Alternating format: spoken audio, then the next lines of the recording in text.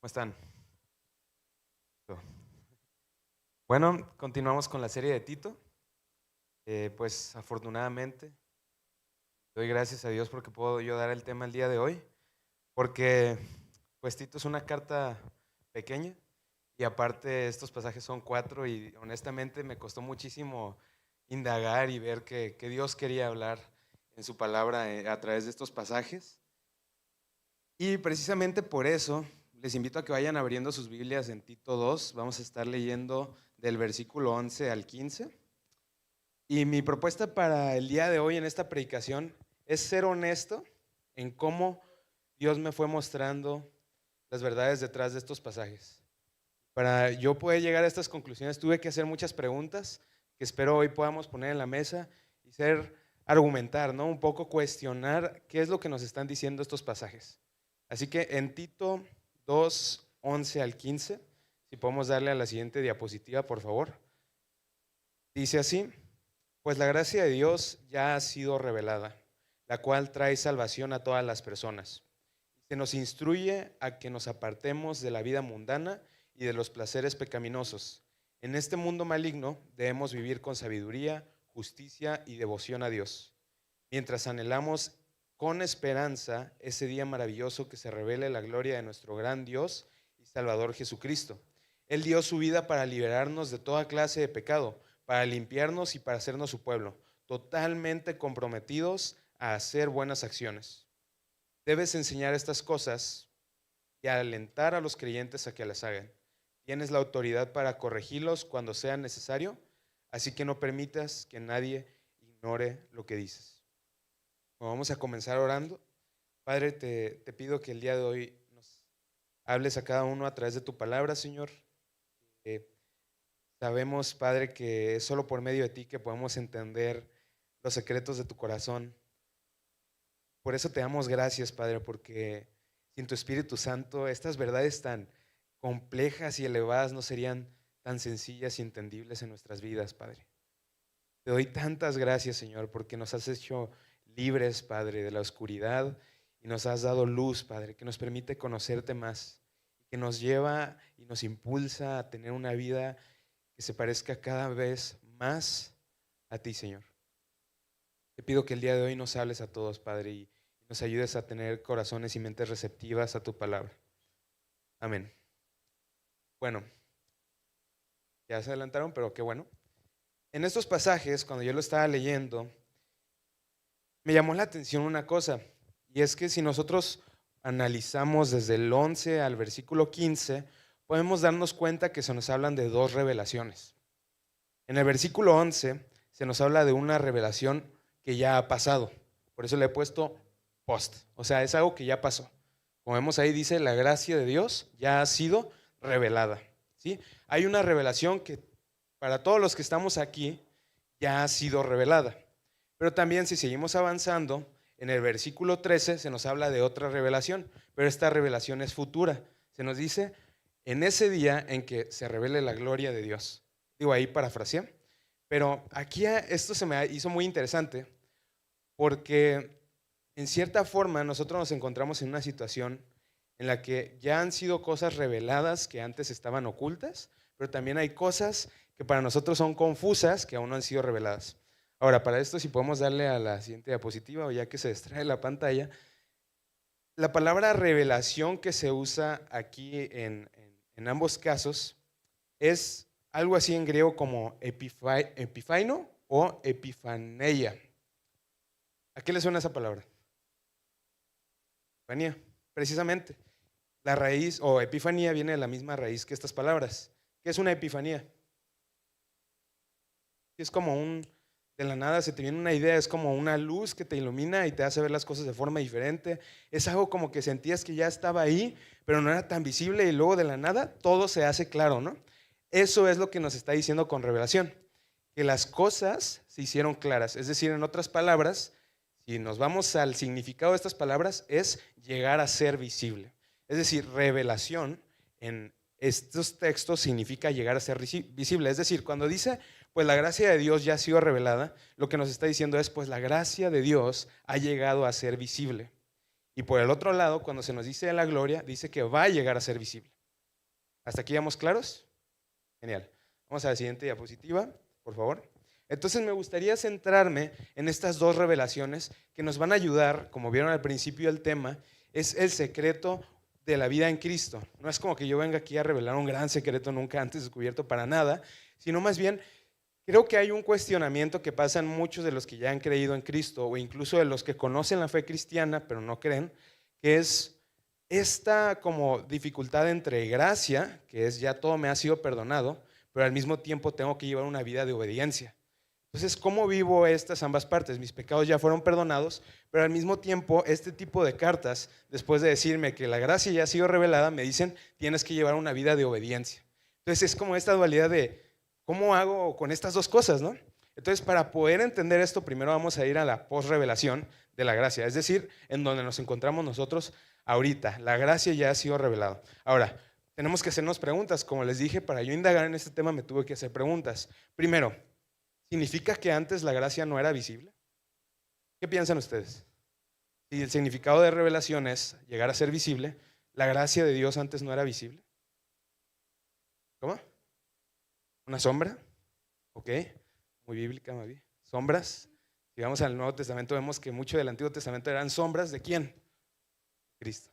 Entonces, eso es una pregunta importante. Antes no era visible. Otra pregunta es, si vamos al texto, y pueden ver en sus Biblias los que la tengan, en el versículo 11 se nos dice que pues la gracia de Dios ya ha sido revelada, la cual trae salvación a todas las personas. Esa es otra pregunta que me hice cuando leí ese texto. ¿Todas las personas son salvas ahora entonces? ¿Y es esto real? ¿Qué pasó con las personas antes de que la gracia fuera visible? ¿Sí? ¿Vamos ahí en el ritmo? Sí, son preguntas que deberíamos hacernos, porque si se nos está diciendo que antes no era visible y que esa gracia trae salvación a todos, ¿qué pasa con las personas antes de que la gracia fuera visible? ¿No? O a las que incluso aún no les ha llegado esta visibilidad de la gracia como nosotros, que sabemos que es Jesucristo. Ahora, creo que ya los spoileé un poquito, ni modo, pero ¿cómo se reveló esta gracia? Es la siguiente pregunta que me hice. Y vamos a ir a Juan, por favor, 1, Juan 1, y vamos a leer el versículo 14 y 17.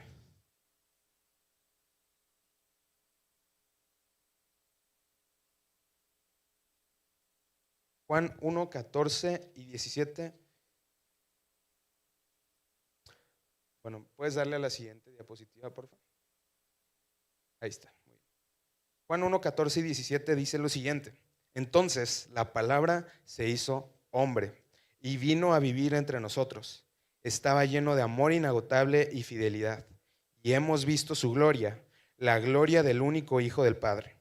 Vamos a seguir leyendo, pero nos vamos a saltar hasta el 17 para seguir con la misma idea que dice, pues la ley fue dada por medio de Moisés por el amor inagotable de Dios y su fidelidad vinieron por medio de Jesucristo. Ahora, ¿podemos darle a la siguiente diapositiva, por favor? Ahí tenemos los versos. Ahora, yo aquí, ¿quiénes tienen nueva traducción viviente ahorita? ¿Y alguien tiene Reina Valera? Va. En la nueva traducción viviente, creo que me salía la toma, pero podemos ver que en los pasajes tiende a haber este tipo de simbolitos, ¿no? Que es un asterisco. ¿Alguien sabe para qué es ese asterisco?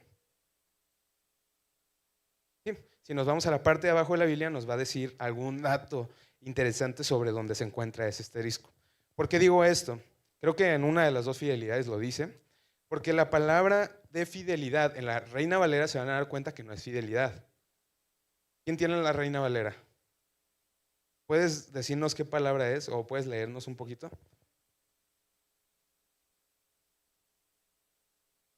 Y la palabra se hizo carne y habitó entre nosotros, y vimos su gloria, la gloria que corresponde al unigénito del Padre, llena de gracia y de verdad. Ahí está. No se usa palabra fidelidad, se usa palabra gracia. Ahora, no es porque haya una confusión ahí y hay una traducción que esté bien y otra mal, sino que obviamente como vienen del griego, pues se hacen distintas traducciones. Podemos darle a la siguiente, por favor. La palabra que se usa ahí para gracia o fidelidad es charis. Adivinen qué, es la misma palabra que se usa en Tito cuando nos dice que la gracia de Dios ha sido revelada. Es decir, tanto ahí como allá se nos está diciendo que es la misma palabra. La Haris ha sido revelada, pero aquí en Juan nos está diciendo que ha sido revelada a través de ¿quién? De Jesucristo. Es decir, la gracia de Dios siempre ha existido desde el Antiguo Testamento, pero se hizo visible. Es decir, tomó forma, tomó carne, como nos dice en Juan, a través de la persona de Jesucristo. Ok, ya teniendo eso en claro, nos tenemos que preguntar entonces, si se hizo visible hasta Jesucristo, ¿qué pasa con las personas antes de Cristo? Siguiente diapositiva, por favor. ¿Para quiénes no ha sido revelada? Pues para cualquier otra persona antes de Cristo. Revelada me refiero a hecha visible, ¿no? Entonces, si la salvación, si la gracia trae salvación a todos, ¿qué hay de los del Antiguo Testamento? No, es una pregunta que deberíamos hacernos y se me hace muy válida. Y para esto quiero exponerles el caso de un personaje pues, del Antiguo Testamento que creo que nos va a ayudar a representar muy bien a los demás personajes del Antiguo Testamento. Podemos darle a la siguiente diapositiva, por favor. El caso que les quiero presentar es el caso de Abraham. Para eso vamos a ir a Romanos 4, versículo 3. Por favor. ¿Cómo vamos? ¿Sienten que vamos muy rápido? ¿Vamos bien? Excelente. Ahora, Abraham. Abraham es una persona muy interesante porque pues él era en parte el principio de todo Israel, ¿no? A él se le prometió esta descendencia y pues se le consideró un amigo de Dios, ¿no? Entonces, ¿alguien ya tiene Romanos 4:3? A ver, mi David. ¿No? Bueno, 4:3. Dice, pues las escrituras nos dicen, Abraham le creyó a Dios y Dios lo consideró justo debido a su fe. ¿Qué pasa aquí? Abraham era mucho antes de Cristo. Sin embargo, la Biblia nos dice que él fue considerado justo por fe. ¿Cómo es esto posible, no? Ahora, ¿qué tiene que ver esto con lo otro? Bueno, en lo otro se nos dice que la salvación a través de la gracia revelada es para todos. ¿Salvación de qué? ¿De qué nos ha salvado Dios? La muerte. ¿Pecado? Muerte, pecado. Si lo pensamos, en última instancia, nos ha salvado de Él mismo, de su furia, del castigo merecido por el pecado. Y Él mismo fue el sacrificio para salvarnos. Entonces, hemos sido salvados de Él y del pecado y de la esclavitud, pero cuando se nos dice aquí que Abraham fue hecho justo, lo que nos está diciendo es precisamente eso. Él fue salvado por medio de la fe, antes de Cristo. ¿Cómo pasa esto si la gracia de Cristo no ha sido revelada? Para eso vamos a ir entonces a Génesis 22, 16 al 18. Y en lo que encuentran Génesis 22, 16 al 18, está fácil de encontrar Génesis. Contexto que yo me imagino algunos ya saben. Aquí nos encontramos después de que Abraham estuvo a punto de sacrificar a su hijo. Después. Contexto sencillo y rápido. A Abraham se le prometió una descendencia. Él no podía tener hijos. Y después pasan algunas cositas. Tiene un hijo con una sierva, bla, bla, bla, bla. Y llegamos aquí donde ella tiene un hijo que es el hijo prometido de Dios, ¿no? El Isaac, pues. Y Dios lo manda a sacrificarlo. Ahora, si Dios ya le prometió a Abraham que iba a tener descendencia y después lo manda a sacrificarlo, parece contradictorio. Entonces, por eso precisamente se estaba poniendo a prueba la fe de Abraham, porque ya se le había prometido algo y el sacrificar a su propio hijo significaba precisamente como perder esa promesa. Entonces, pues no lo sacrifica, obviamente Dios interviene y no es sacrificado. Y después llegamos a estos pasajes que es después de que no es sacrificado Isaac, sí. Dice, el Señor dice, ya que me has obedecido y no me has negado ni siquiera a tu hijo, tu único hijo, juro por mi nombre que ciertamente te bendeciré. Multiplicaré tu descendencia hasta que sea incontable como las estrellas del cielo y la arena a la orilla del mar. Tus descendientes conquistarán las ciudades a sus enemigos y mediante tu descendencia todas las naciones de la tierra serán bendecidas. Ahora, en estos pasajes, ¿quién puede encontrar algo extraño? Algo que dices, esto me suena algo similar a lo que ya me han contado. ¿Qué piensan? Hay algo ahí como que me suena a otra historia, pues. Otra vez. 16. ¿Qué dice? Ya que me has obedecido, ¿y qué? ¿Y no me has negado qué? Ni siquiera a tu hijo, tu único hijo. No sé, yo leo estos pasajes y digo, me suena a otra historia. Jesucristo. Dios sacrificó a su único hijo. Ahora, ¿cómo yo puedo llegar a esta conclusión? Sencillo. La gracia ya me fue revelada. Para Abraham no. Para Abraham no era visible que en un futuro una persona llamada Yeshua, Jesús, iba a ser sacrificado. No sabía eso. No sabía que su mamá se iba a llamar María, no sabía que iban a usar una cruz romana, no sabía nada de eso. Pero dentro de estos textos se encontraba una profecía clarísima de Jesucristo. Ahora, yo tenía un profe que una vez nos puso una actividad de estos pasajes para juzgar a un Dios que llama a sacrificar a tu hijo. Y cuando yo leí estos pasajes, yo dije, obviamente el propósito de Dios no era sacrificar a Isaac, era mostrar su profecía en Jesucristo a través de estos versos, porque después termina diciendo, y por medio de esa descendencia bendeciré a todas las naciones. Esto no se refiere a riquezas, esto se refiere a Jesucristo, que era una promesa para el pueblo de Israel, pero a través de Jesús todas las naciones gentiles, nosotros íbamos a ser bendecidos para salvación. Pues nosotros comprendemos esto gracias a eso, pero Abraham no lo podía comprender en plenitud. Entonces, ¿qué pasa? Abraham creyó en esta promesa de Jesucristo sin saberlo. Y eso es lo que está pasando en el Antiguo Testamento. La obediencia de las personas del Antiguo Testamento no fueron hechos justos porque cumplieron la ley a la perfección. Fueron hechos justos porque cumpliendo la ley demostraban que tenían fe en lo que Dios iba a hacer. Sin saber que se iba a demostrar revelado en la persona de Jesucristo, ellos estaban confiando de cierta manera en Jesucristo. Es lo que yo hoy vengo a proponerte. Cualquier referencia al Antiguo Testamento, como el Cordero y otras cuantas que encontramos, incluso un poquito antes, cuando Juan el Bautista estaba bautizando, eran referencias a lo que Jesucristo iba a hacer. Entonces, ¿por qué aclaro esto? Porque no quiero que caigamos en pensar que Abraham fue hecho justo por una obra. Abraham fue hecho justo por la fe. Y la fe se demostró en esa obra. Y de aquí vamos a partir precisamente al secreto entonces que podemos descubrir en estos pasajes. Vamos a darle a la siguiente diapositiva, por favor.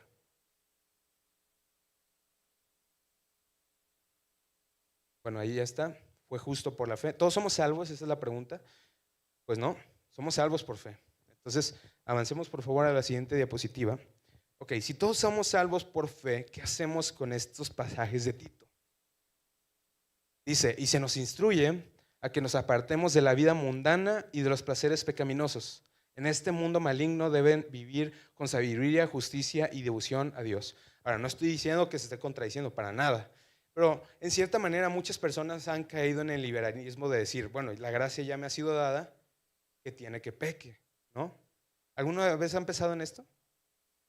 Pues si la salvación es por fe, no por obras, no importan tus obras, porque ya todo fue perdonado, ¿no? En cierta manera. Bueno, ¿por qué se me adelanta? Como ya aclaramos, como pasó con Abraham, y lo que podemos descubrir en estos pasajes, es que la obediencia nunca te va a hacer salvo, nunca. Pero la fe produce obediencia. Es lo que Pablo está diciendo aquí en Tito. Sí, la salvación es por todos, es para todos, o sea, todos pueden recibir la salvación por medio de la fe, gracias a que la gracia ha sido revelada. No obstante, esa fe debe producir esta clase de vida. Ahora, ¿por qué Pablo estaba diciendo eso? Bueno, Pablo le estaba escribiendo a Tito y Tito estaba en Creta.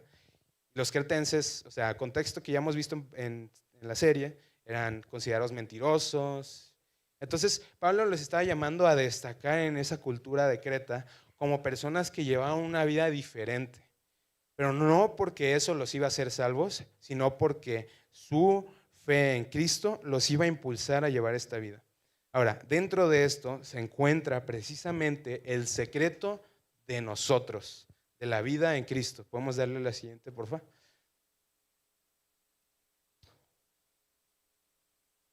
¿Está atrás?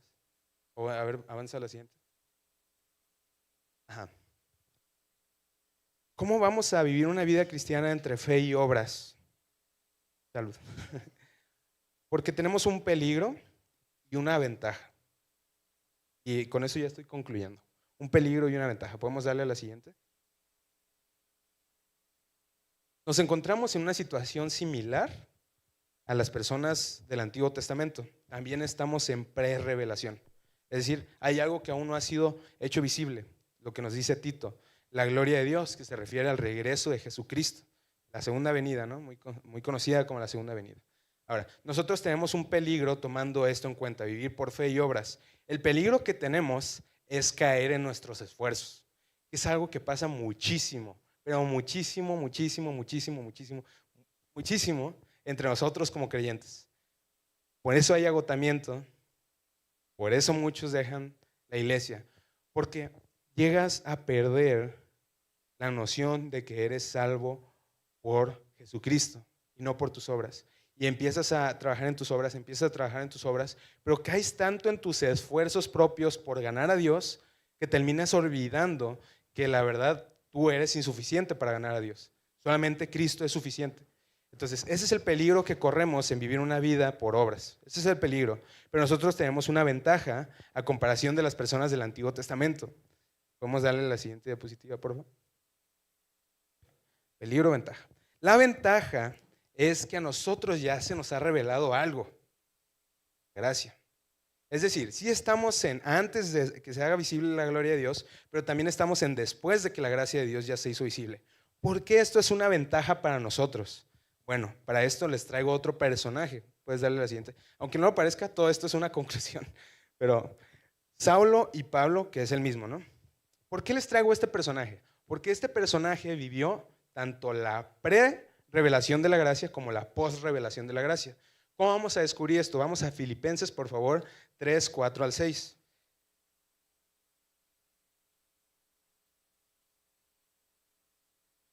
Filipenses 3, 4 al 6. Aquí vamos a leer el Saulo, en teoría. Aunque aquí ya está escribiendo Pablo, nos está describiendo a Saulo. Por si acaso hay alguien que no sabe mucho del contexto, Saulo es Pablo, pero Saulo perseguía a cristianos. Después Cristo se le aparece en una revelación y a partir de ahí es conocido como apóstol Pablo. ¿Sí? Hay una diferencia ahí, pero la cuestión aquí es que Saulo perseguía a cristianos después de que Cristo ya había ascendido. O sea, Cristo ya había sido revelado y Saulo seguía persiguiendo cristianos. Entonces, ¿por qué digo eso? Porque vamos a leer aquí, dice, a partir del 4. Aunque si alguien, está hablando Pablo, pudiera confiar en sus propios esfuerzos, ese sería yo. De hecho, si otro tiene razones para confiar en sus propios esfuerzos, yo las tengo aún más. Es decir, si alguno de aquí se ha creído bueno, Pablo es más. ¿Sí? Es lo que está diciendo. Si alguien se cree un fregón ante la ley, yo soy más. Es lo que nos está aquí alardeando. Fui circuncidado cuando tenía 8 años de vida. Días de vida, perdón. 8 años de vida. 8 días de vida. Ok, si vamos a la ley, nos damos cuenta que en la ley era obligatorio la circuncisión para ser justos. Entonces, Pablo lo que está diciendo es, yo me circuncidé a los 8 días de nacido, ¿no? Soy ciudadano de Israel de pura cepa y miembro de la tribu de Benjamín, un verdadero hebreo como no ha habido otro. Fui miembro de los fariseos, quienes exigen la obediencia más estricta a la ley judía. Era tan fanático que perseguía con crueldad a la iglesia. En cuanto a justicia, obedecía la ley al pie de la letra. Mi pregunta aquí es, ¿por qué Saulo necesita a Cristo si él obedeció al pie de la letra a la ley?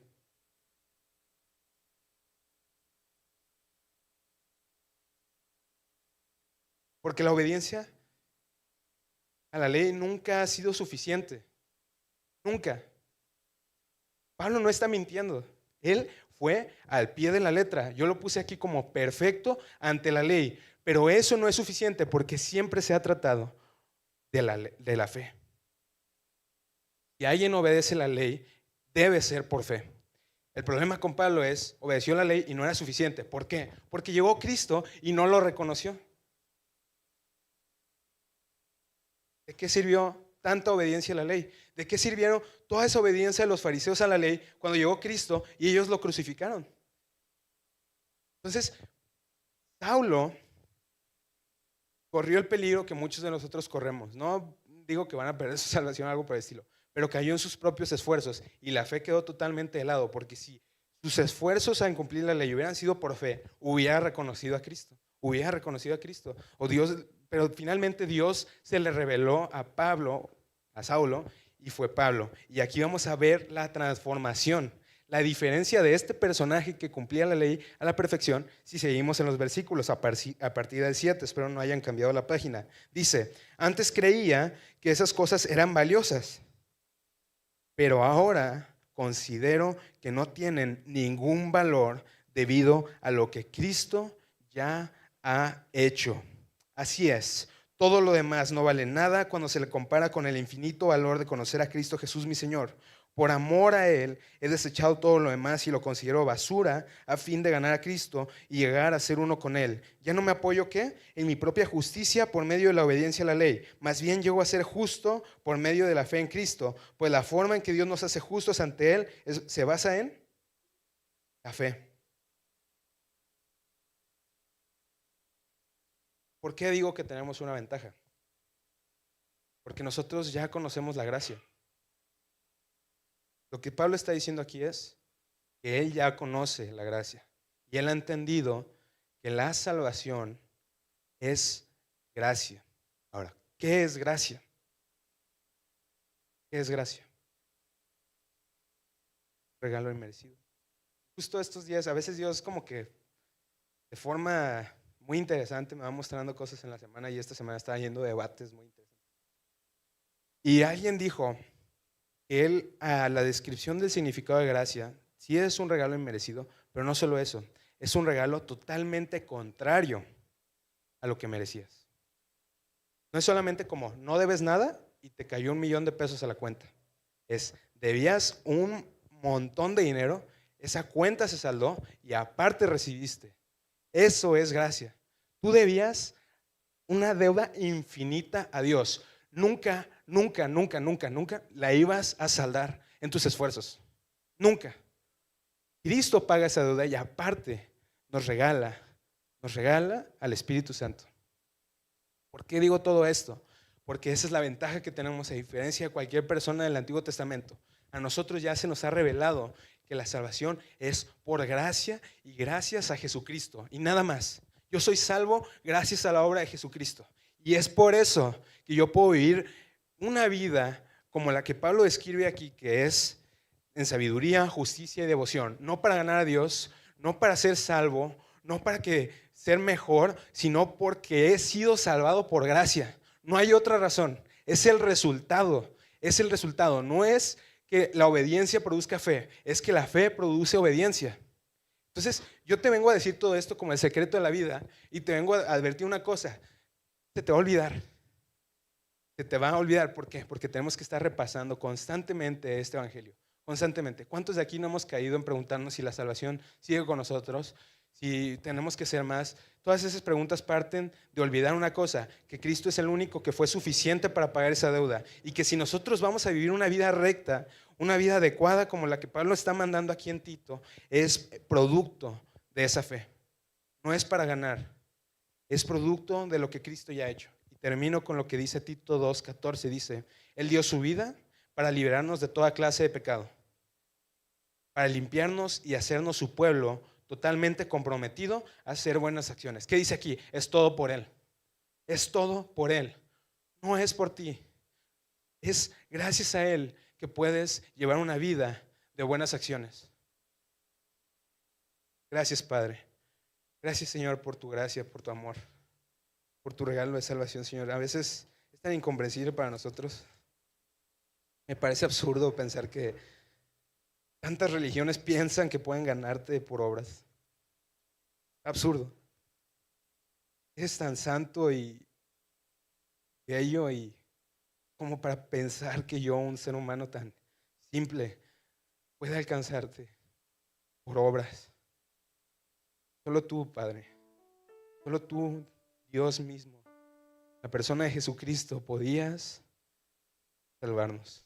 Te damos gracias por eso. Te pido, Señor, que nos ayudes a vivir esta vida que se parece más a la tuya, cada día más, por fe, Padre, por fe.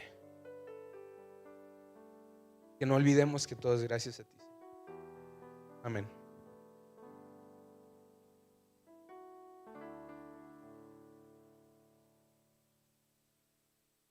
Es momento de las ofrendas.